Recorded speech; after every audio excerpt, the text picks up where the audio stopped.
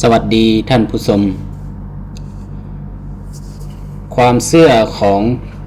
ชาวพุทธในการทำบุญในวันเข้าพรรษาเชื่อมโยงกับดวงชะตาของคนเราวันเข้าพรรษา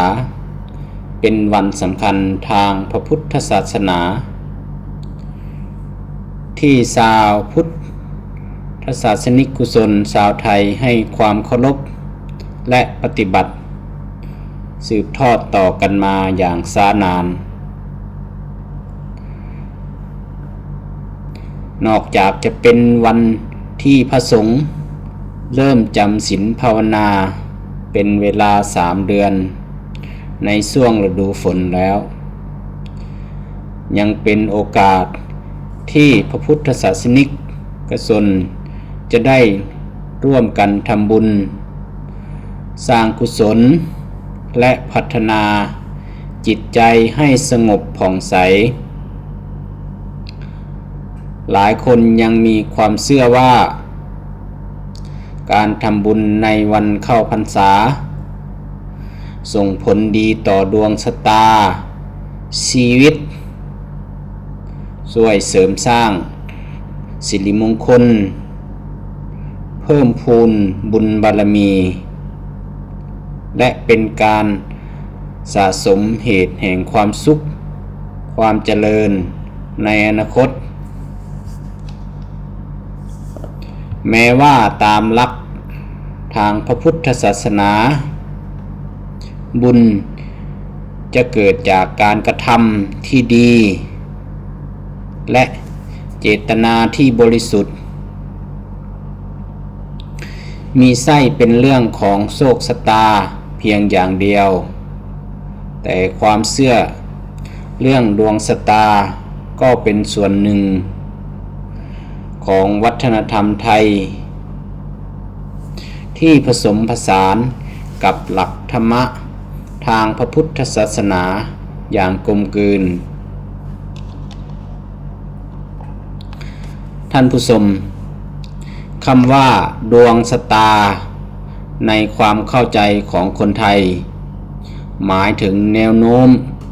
ของชีวิตที่เกี่ยวข้องกับโชคชะตาการงานการเงินสุขภาพความรัก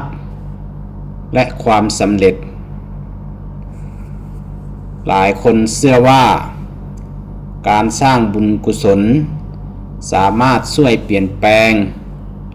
หรือบรรเทาผลของกรรมเก่าทำให้ชีวิตมีความราบรื่นมากขึ้นความเชื่อนี้สอดคล้องกับหลักกรรมในพระพุทธศาสนาซึ่งสอนว่าการกระทำทุกอย่างย่อมมีผลตามมาหากทำความดีย่อมได้รับผลดีหากทำความชั่วย่อมได้รับผลไม่ดีดังนั้นการทำบุญในวันเข้าพรรษาจึงถือเป็นการสร้างเหตุแห่งความดีเพื่อให้เกิดผลดีทั้งในปัจจุบันและอนาคตท่านผู้ชมครับในวันเข้าพรรษาพุทธศาสนิกกุศลมักนิยมถวายเทียนเข้าพรรษาหรือเทียนพรรษาเพราะในอดีตพระสงฆ์ต้องใช้แสงเทียนจากเทียนในการศึกษาพระธรรมและปฏิบัติกิจในช่วงฤดูฝนความเชื่อโบราณกล่าวว่าการถวายเทียนพรรษาจะช่วยให้ชีวิตมีแสงสว่างมีสติปัญญาฉลาดเฉลียวพบทางออกจากปัญหาและส่งผลให้หน้าที่การงานเจริญก้าวหน้าเปรียบเสมือนแสงเทียนที่ขจัดความมืดมน ในชีวิตออกไปนอกจากการถวายเทียนแล้วการถวายผ้าอาบน้ำฝนผ้าไตรจีวรหรือเครื่องอุปโภคบริโภคแด่พระสงฆ์ก็เป็นการสืบทอดประเพณีอันดีงามหลายคนเชื่อว่าการถวายผ้าและเครื่องใช้จำเป็นจะช่วยเสริมความมั่นคงในชีวิตทำให้มีความ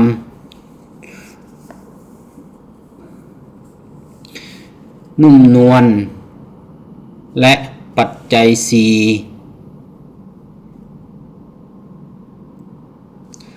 ทำให้มีเครื่องนุ่งห่มและปัจจัยสี่ไม่ขาดแคลนส่งผลให้ฐานะการเงินมั่นคง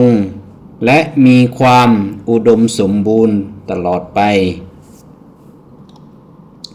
ท่านผู้ชมครับ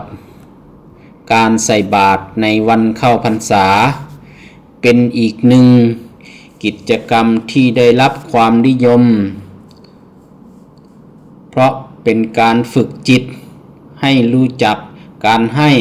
และการเสียสละผู้ที่ใส่บาตรด้วยจิตใจที่บริสุทธิ์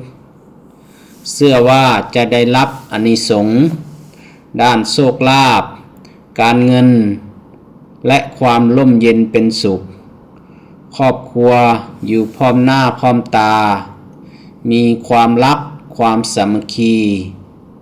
และได้รับการคุ้มครองจากสิ่งไม่ดี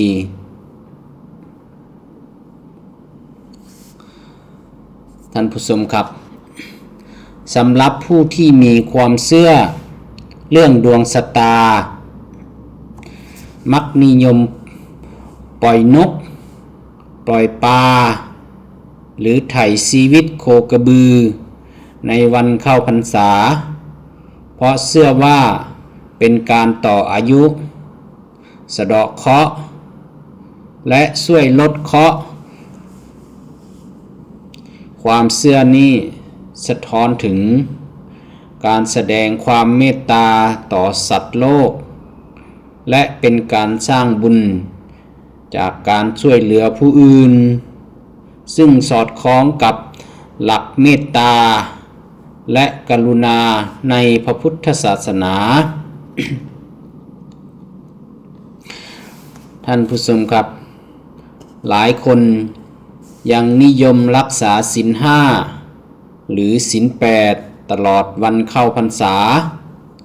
โดยเชื่อว่าการรักษาศีลจะช่วยให้ดวงชะตาสงบปราศจาก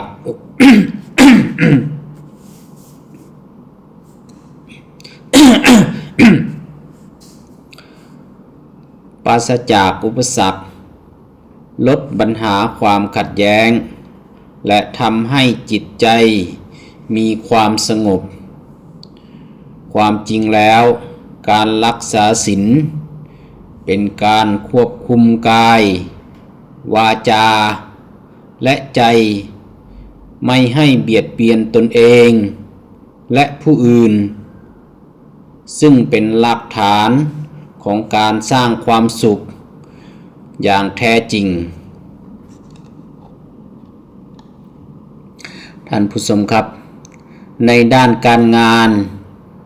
ผู้คนจำนวนไม่น้อยเชื่อว่าการทำบุญในวันเข้าพรรษาจะช่วยเปิดโอกาส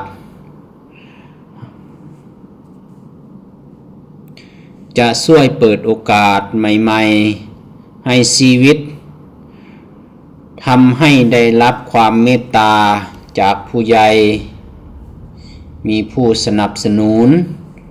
และมีความก้าวหน้าในหน้าที่การงานเพราะการทำบุญช่วยให้จิตสงบมีสติและ พร้อมตัดสินใจอย่างรอบคอบส่งผลให้การทำงานมีประสิทธิภาพมากขึ้นท่านผู้ชมครับด้านการเงินมีความเชื่อว่า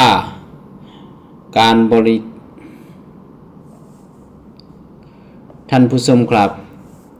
ด้านการเงินมีความเชื่อว่าการบริจาคท่านผู้ชมด้านการเงินมีความเชื่อว่าการบริจาคทานด้วยความเต็มใจจะทำให้ทรัพย์สินงอกเงยมีรายได้เพิ่มขึ้นและลดรายจ่ายที่ไม่จำเป็นแม้การทำบุญจะไม่ใช่วิธีทำให้รวยในทันทีแต่การฝึกให้รู้จักแบ่งปันและใช้ทรัพย์อย่างมีคุณค่าย่อมส่งผลให้เกิดนิสัยทางด้านการเงินและความมั่นคงในระยะยาวท่านผู้ชมครับด้านสุขภาพการปฏิบัติธรรมนั่งสมาธิและเจริญภาวนาในช่วงเข้าพรรษาช่วยให้จิตผ่อนคลายลดความเครียดและส่งผลดีต่อสุขภาพกายและใจหลายคนจึงเชื่อว่าการสร้างบุญในช่วงนี้จะช่วยให้มีอายุยืนแข็งแรงและปราศจากโรคภัยไข้เจ็บท่านผู้ชมครับในด้านความรักครอบครัวที่ร่วมกันทำบุญเข้าวัดฟังธรรมและปฏิบัติธรรมมักมีความสัมพันธ์ที่อบอุ่นและมั่นคงเพราะการทำบุญร่วมกันช่วยปลูกฝังความเมตตาความเสียสละและการให้อภัยซึ่งเป็นพื้นฐานของชีวิตครอบครัว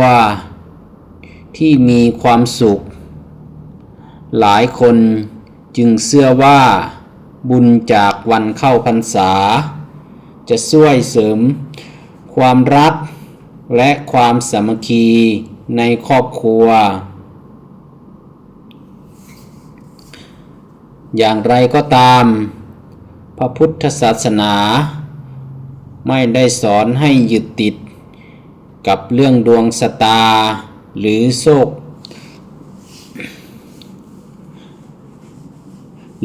คลาภจนเกินไปแต่เน้นให้ความเชื่อในกฎแห่งกรรมคือการกระทำของตนเองเป็นสิ่งกำหนดผลผลักดันของชีวิตการทำบุญจึงไม่ใช่การซื้อโชคหรือแลกเปลี่ยนผลประโยชน์หากแต่เป็นการฝึกจิตฝึกใจให้มีความเมตตาและสติปัญญาเมื่อจิตใจดีการกระทำก็ดี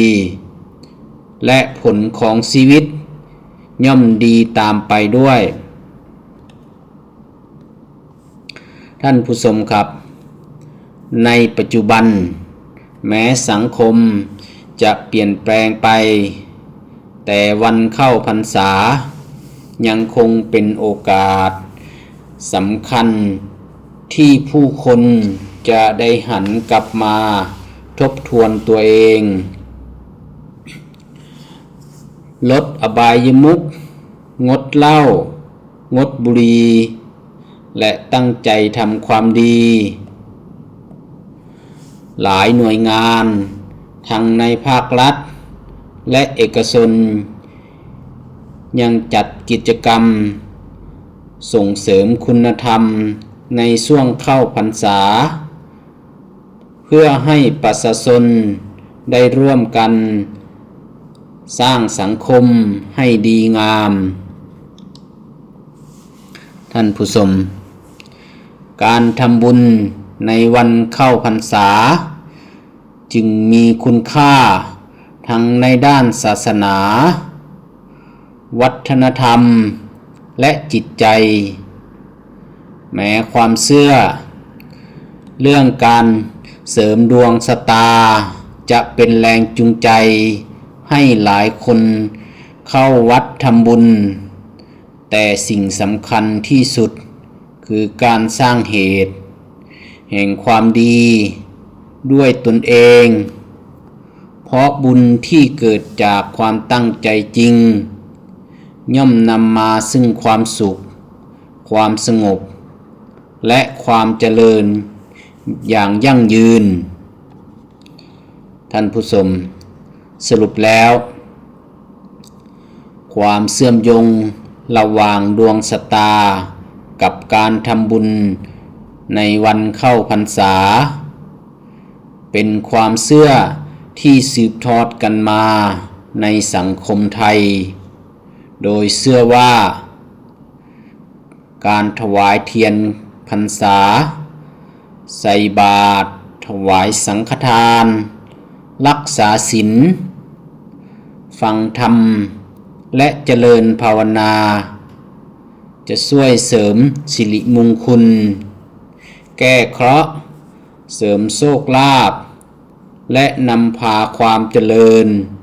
มาสู่ชีวิตอย่างไรก็ตามแก่นแท้ของพระพุทธศาสนาสอนให้เชื่อมั่นในกฎแห่งกรรมและการกระทำของตัวเองการทำบุญจึงควรทำด้วยความศรัทธาความเข้าใจความตั้งใจที่จะพัฒนาตนเองให้เป็นคนดีเพราะเมื่อ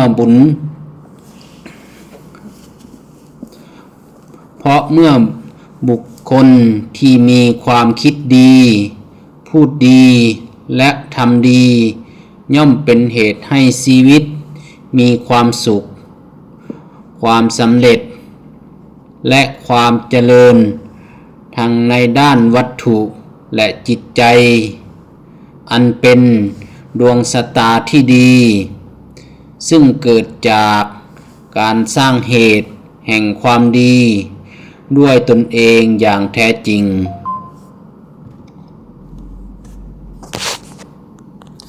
ขอบคุณครับท่านผู้ชมนี่ก็คือการทำบุญในช่วงวันเข้าพรรษาจะเสริมดวงแก่ชาวพุทธศาสนิกชน